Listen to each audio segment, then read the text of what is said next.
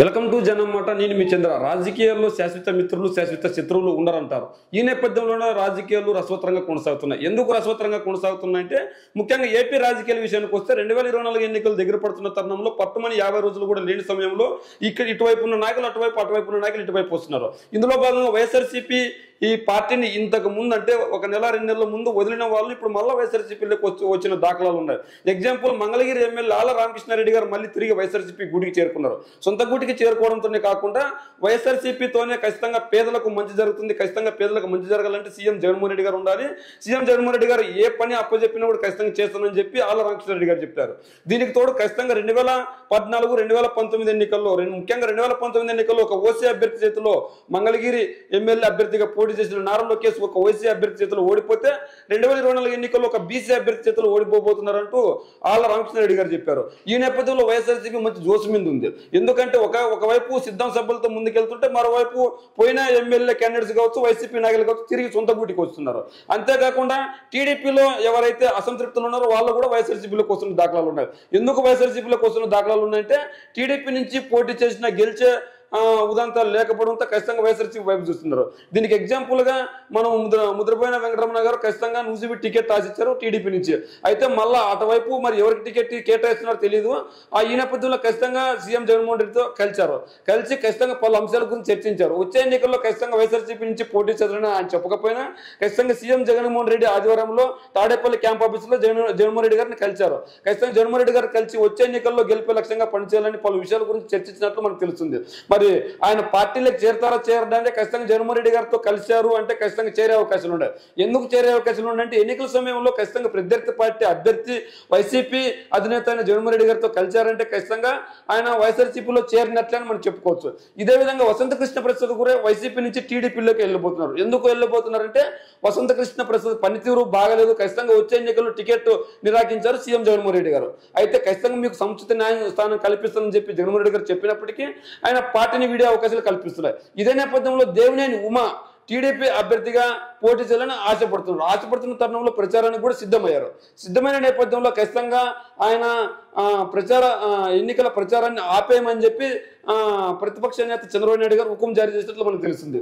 ఈ నేపథ్యంలో దేవినేని ఉమా ఆ పార్టీని వదిలి వైఎస్ఆర్సీపీలోకి వస్తాడా అంటే ఖచ్చితంగా ఇక్కడ చిక్కుముడులు కొన్ని ఉన్నాయి. ఏ విధంగా అంటే ఇప్పటికే వైఎస్ఆర్సీపీ పార్టీలోకి టీడీపీ ఎంపీ అభ్యర్థుల్లో ఒకరైన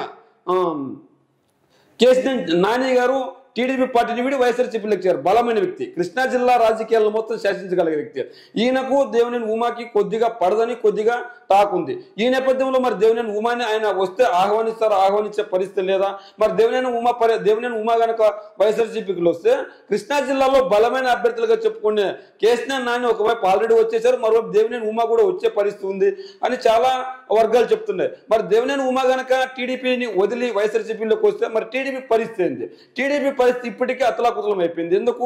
టీడీపీ పార్టీలో బలమైన నేతలు ఎవరున్నారు? కొడాల నాని గారు ఒకప్పుడు టీడీపీలోనే ఉన్నారు, వలభనేని వంశీ గారు టీడీలోనే ఉన్నారు, దేవినేని అవినాష్ గారు టీడీపీలోనే ఉన్నారు.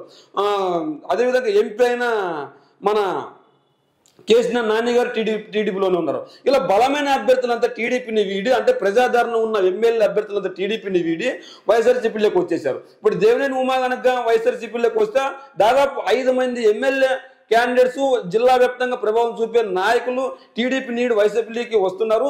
వైసీపీ బలం పుంజుకుంటుంది. వచ్చే ఎన్నికల్లో గెలిపే లక్ష్యంగా ముందుకెళ్తుంది వైఎస్ఆర్సీపీ. టీడీపీనేమో పొత్తులతో అయోమయంలో ఉంది. ఎందుకు అయోమయంలో ఉంది పొత్తులతో అంటే టీడీపీ, జనసేన, బీజేపీ ఈ ముగ్గురు మళ్ళీ 2014 ఎన్నికల పొత్తు రిపీట్ చేస్తున్నారు. ఎవరికి ఎన్ని సీట్లు కేటాయించాలనేది అయోమయంలో ఉన్నారు. 2014 ఎన్నికల్లో అంటే జనసేనకి 0 సీట్లు కేటాయించింది, బీజేపీకి 4-5 సీట్లు కేటాయించింది. అయితే వచ్చే ఎన్నికల్లో మాత్రం జనసేన 30 నుంచి 40 స్థానాల్లో కేటాయించాలని అడుగుతుంది. అదేవిధంగా బీజేపీ కూడా 15 సీట్ల నుంచి 20 సీట్లు కేటాయించే పరిస్థితి. అంటే దాదాపు టీడీపీ 175 నియోజకవర్గాల్లో 50 నుంచి 75 నియోజకవర్గాలు జనసేన, బీజేపీకి కేటాయించిన పరిస్థితి వస్తుంది. ఈ నేపథ్యంలో మరి ఆ 50 నుంచి 75 నియోజకవర్గాల్లో టీడీపీ నాయకులు సహకరించుకునే అవకాశం ఉందా?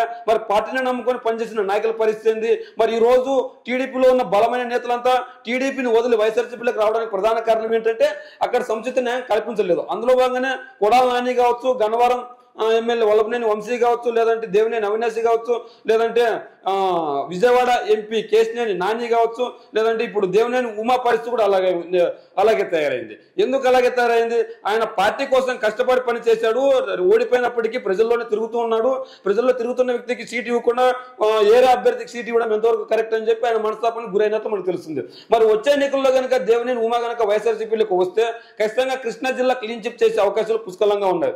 ఈ నేపథ్యంలో సీఎం జగన్మోహన్ రెడ్డి గెలుపే లక్ష్యంగా అంది వచ్చిన అవకాశాన్ని, ప్రతి ఒక్క అవకాశాన్ని చేజిక్కించుకొని ఎన్నికల నేపథ్యంలో ముందుకెళ్తున్నారు. మరి దేవినేని ఉమా గనక వైఎస్ఆర్సీపీలకు వస్తే ఏ విధంగా ఉంటుంది, ఏ విధంగా ఉండదు, మరి వైఎస్ఆర్సీపీ బలపడుతుందా బలహీనపడుతుందా మీ కామెంట్ రూపంలో తెలియజేయండి.